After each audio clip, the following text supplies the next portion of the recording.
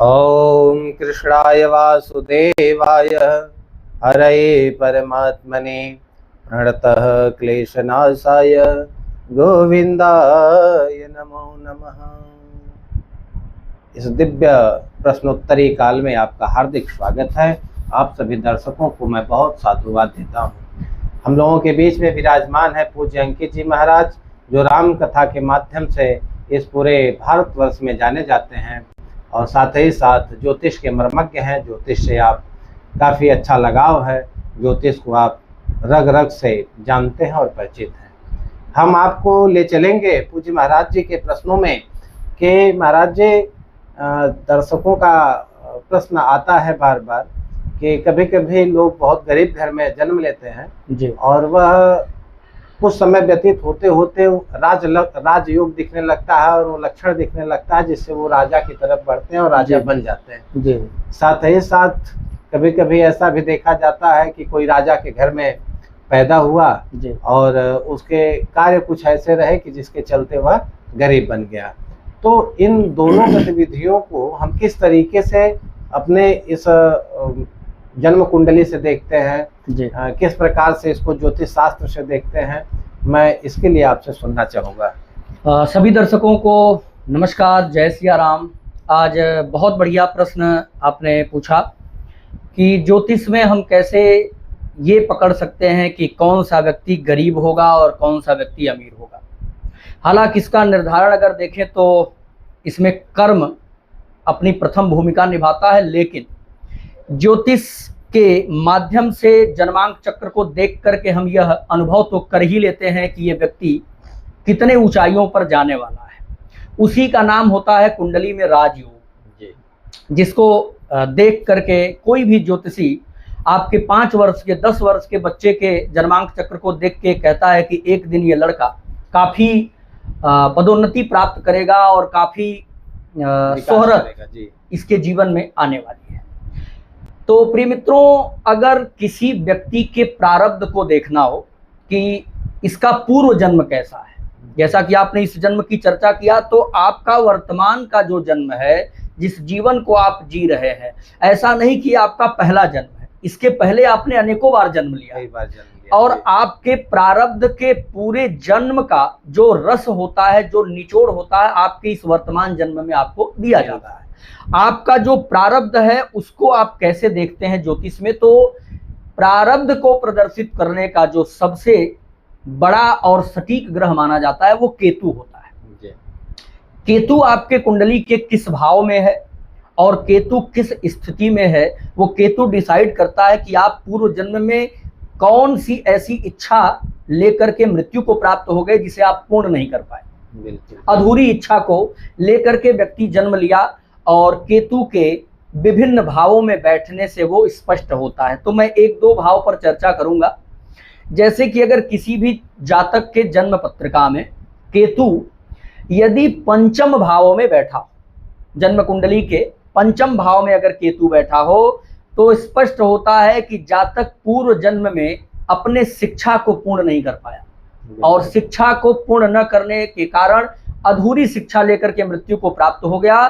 इसलिए इस जन्म में वो जातक जब से जन्म लिया उसे कुछ न कुछ पाने की, कुछ न कुछ ज्ञान अर्जित करने की, भ्रमण करने की, योग करने की, तपस्या करने की प्रवृत्ति उसके दिमाग में चलती है और वो रिसर्च के फील्ड में जाता है, खोजता रहता है। चाहे वो आध्यात्म में खोजे, चाहे वो समाज में खोजे, चाहे वो किसी भी फील्ड में जाएगा तो वो रिसर्च करेगा। ऐसा नहीं कि उसको नौकरी मिल गई तो वो नौकरी करता रहेगा। वो नौकरी के साथ साथ उस नौकरी में नई चीजें खोजेगा, समाज में नई चीजें खोजता है।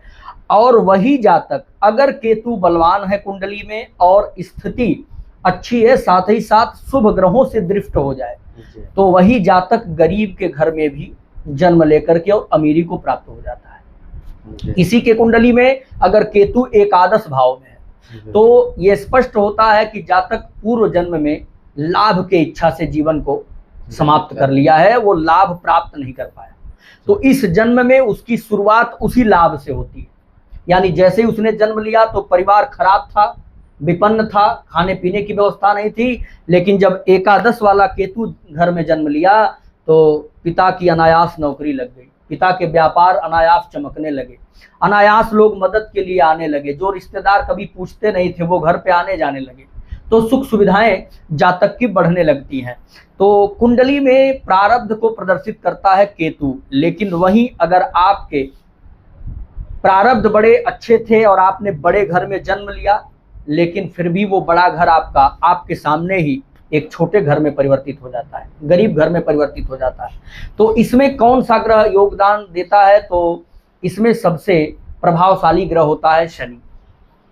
शनि अगर किसी के कुंडली में 6, 8, 12 में बैठा हो, या कुंडली में सूर्य से दृष्ट हो जाए, या शनि कुंडली में नीच का यानी मेष राशि में बैठ जाए, तो ऐसे जातक को निश्चित रूप से एक समय वो भिखारी बनाता है।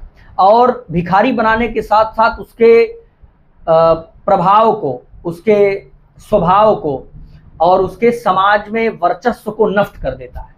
जिसको लोग देखते ही कुर्सी छोड़ दिया करते थे, उसके तरफ कोई देखता नहीं है, एक ऐसा समय ला देता है शनि। जिसको लोग प्रणाम करते थे उसको समाज में गाली दी जाती है।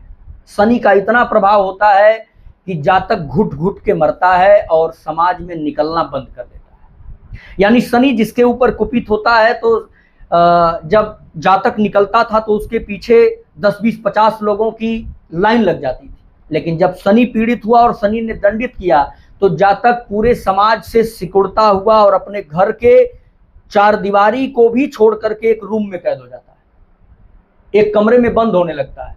और कमरा उसका तभी खुलता है जब वो बहुत आवश्यक होता है।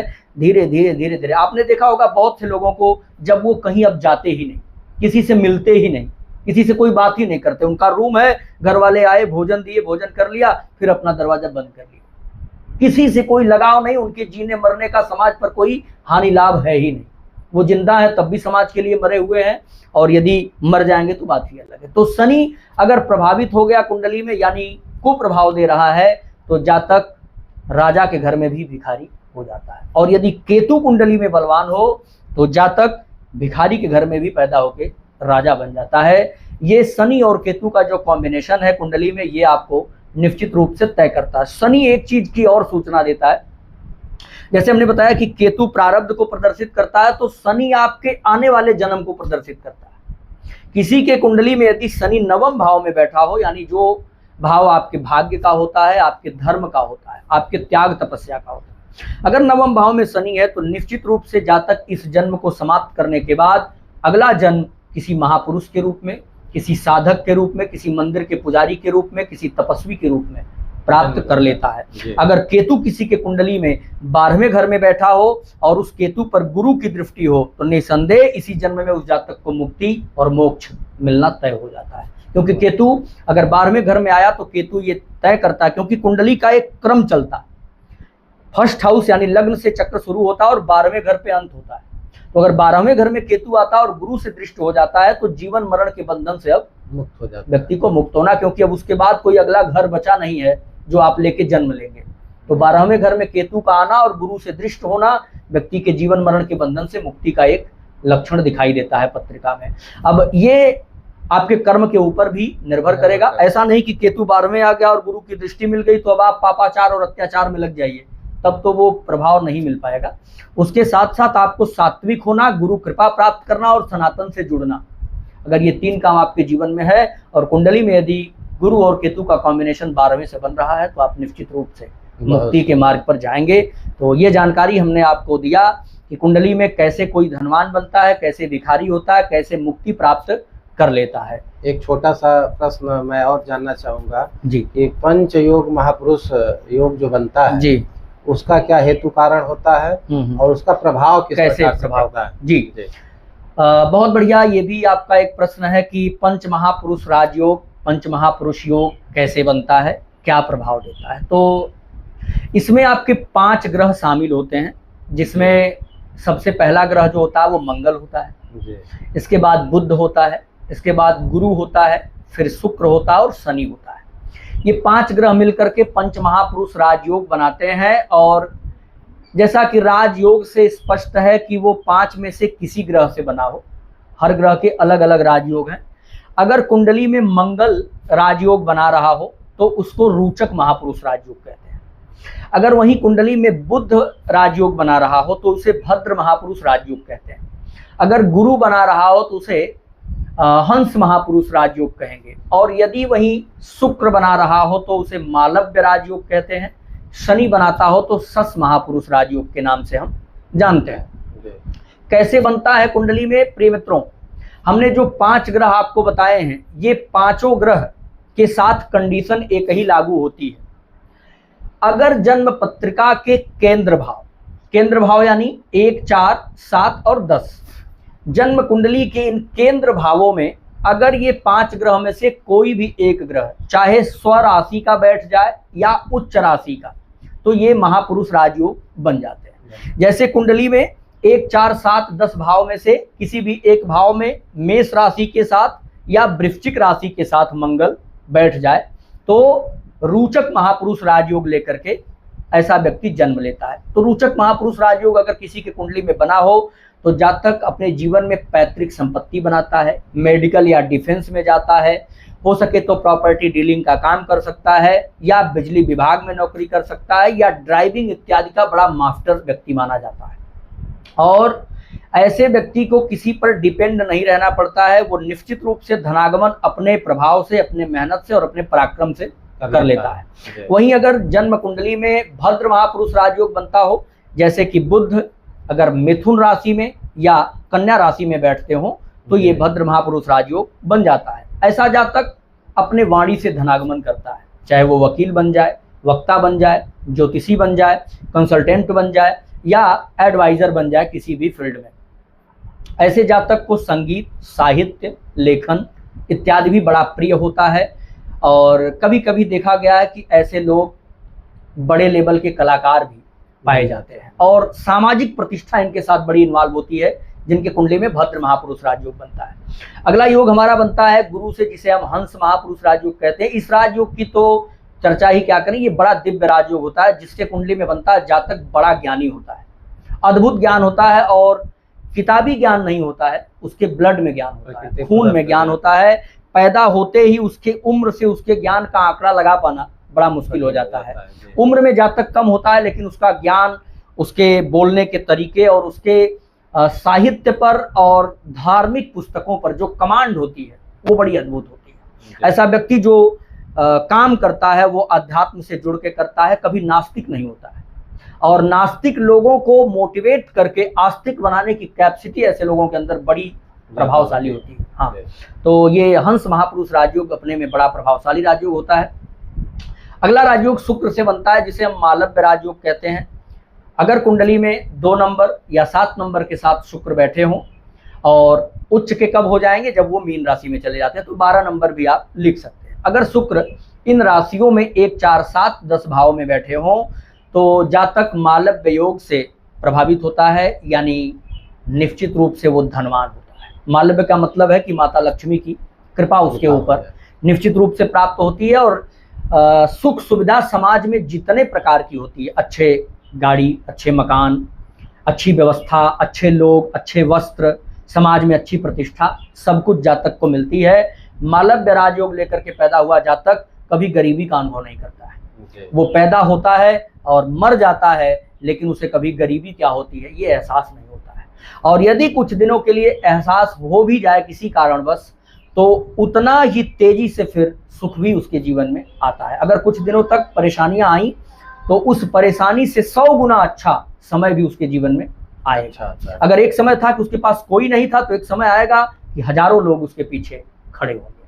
तो ये मालव्य राजयोग है। अगला राजयोग बनता है सस महापुरुष राजयोग, जो शनि से बनता है। शनि कुंडली में कहीं भी 10 नंबर या 11 नंबर के गिनती पे बैठा हो या 7 नंबर के साथ बैठा हो, जहाँ पे शनि उच्च का हो जाता है, तो ऐसे व्यक्ति के जीवन में शनिदेव न्याय से जोड़ने का काम करते हैं। ऐसा व्यक्ति न्यायाधीश बनता है, जज वगैरह बनते हैं, या कोर्ट में विभिन्न पदों पे नौकरी कर सकते हैं, चाहे वो पेशकार हो जाएं या वकील हो जाएं, या कोर्ट में और भी जो पद हैं, यानी न्यायपालिका से जुड़ करके ऐसा जब तक काम करता है। अगर न्यायपालिका से नहीं जुड़ा तो समाज में वो न्याय का काम करता है। इतना प्रभाव उसके पास होता है, इतना प्रभुत्व होता है कि बिना किसी पद के समाज के निर्णय को बदलने की वो ताकत रखता है। आपने देखा होगा बहुत से ऐसे लोग हैं जो न प्रशासनिक सेवा में है, ना उनके पास कोई ऐसी व्यवस्था है जहां से वो समाज को कंट्रोल कर पाए, लेकिन उनका एक प्रभाव है।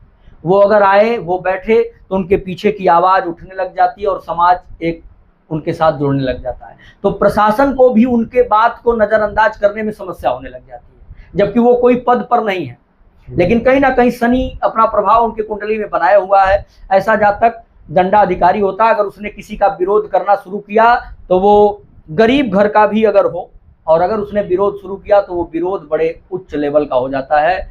और जो व्यक्ति विरोध करता है वो अंत में सरेंडर करता है, क्षमा मांगता है, और उस व्यक्ति को कुछ धन दे करके कंप्रोमाइज की भी बात करने लग जाता है। तो ये सस महापुरुष राजयोग का प्रभाव है। यानी इसका एक शब्द में अगर हम लाभ देखें तो जातक गरीब होकर के भी, कमजोर परिवार में भी होकर के समाज के निर्णय को बदलने की ताकत रखता है। ये सस महापुरुष राजयोग है। तो ये 5 ग्रहों से बना हुआ राजयोग, जिसे हम ज्योतिष में पंच महापुरुष राजयोग के नाम से जानते हैं। बहुत सुंदर, बहुत सुंदर। हम दर्शकों से निवेदन करेंगे कि आप लगातार जुड़े रहने के लिए आइए प्रश्नोत्तरी काल में, और प्रश्न करते रहिए, हम आपका उत्तर देने का कार्य करेंगे। और बहुत सुंदर, बहुत बहुत धन्यवाद।